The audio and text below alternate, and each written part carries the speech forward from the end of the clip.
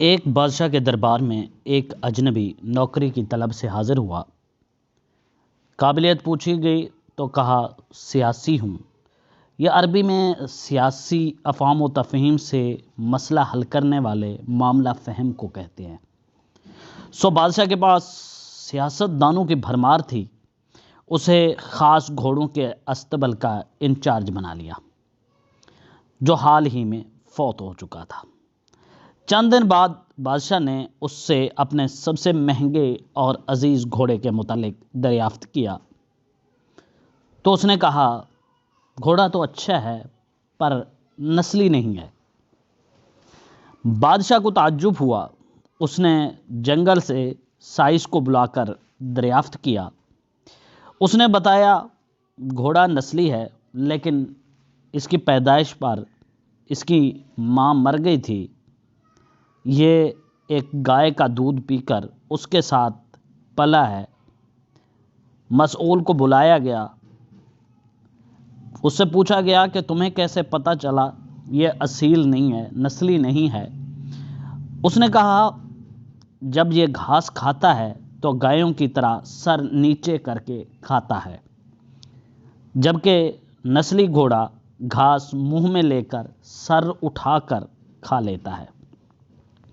بادشاہ اس کی فہم و فراست سے بہت متاثر ہوا۔ اس کے گھر اناج، گھی، بھنے دمبے، پرندوں کا اعلیٰ گوشت بطور انعام بھجوایا۔ اس کے ساتھ ساتھ اسے ملکہ کے محل میں تعینات کر دیا۔ چند دنوں بعد بادشاہ نے مصاحب سے اپنی بیگم یعنی ملکہ صاحبہ کے بارے میں رائے مانگی تو اس نے کہا طور اتوار تو ملکہ جیسے ہیں، لیکن شہزادی نہیں ہے۔ بادشاہ کے پیروں تلے سے زمین نکل گئی۔ حواس بحال کیے، ساس کو بلا بھیجا، معاملہ اس کے گوش گزار کیا۔ اس نے کہا حقیقت یہ ہے کہ تمہارے باپ نے میرے خاوند سے ہماری بیٹی کی پیدائش پر ہی رشتہ مانگ لیا تھا، لیکن ہماری بیٹی 6 ماہ ہی میں فوت ہو گئی تھی۔ چنانچہ ہم نے تمہاری بادشاہ سے قریبی تعلقات قائم کرنے کے لیے کسی اور کی بچی کو اپنی بیٹی بنا لیا۔ بادشاہ نے مصاحب سے دریافت کیا کہ تم کو کیسے علم ہوا؟ اس نے کہا کہ اس کا خادموں کے ساتھ سلوک جاہلوں سے بھی بدتر ہے۔ بادشاہ اس کی فراست سے خاصا متاثر ہوا۔ بہت سا اناج، بھیڑ بکریاں بطور انعام دیں، ساتھ ہی اسے اپنے دربار میں متعین کر دیا۔ کچھ وقت گزرا، مصاحب کو بلایا اور اپنے بارے میں دریافت کیا۔ تب انہوں نے کہا کہ جان کی امان۔ بادشاہ نے وعدہ کیا۔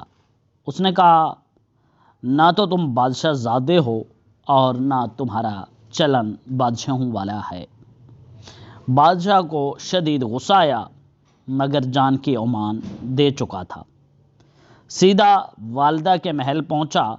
والدہ نے کہا یہ سچ ہے، تم ایک چروائے کے بیٹے ہو۔ ہماری اولاد نہیں تھی تو ہم نے تمہیں لے کر پالا ہے۔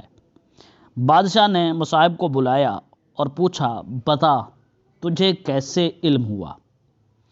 اس نے کہا بادشاہ سلامت، جب کوئی بادشاہ کسی کو انعام و اکرام دیا کرتے ہیں تو وہ ہیرے، موتی، جواہرات کی شکل میں دیتے ہیں، لیکن آپ بھیڑ بکریاں، کھانے پینے کی چیزیں عنایت کرتے ہیں، یہ اصلو بادشاہ زادے کا نہیں، کسی چروائے کے بیٹے کا ہی ہو سکتا ہے۔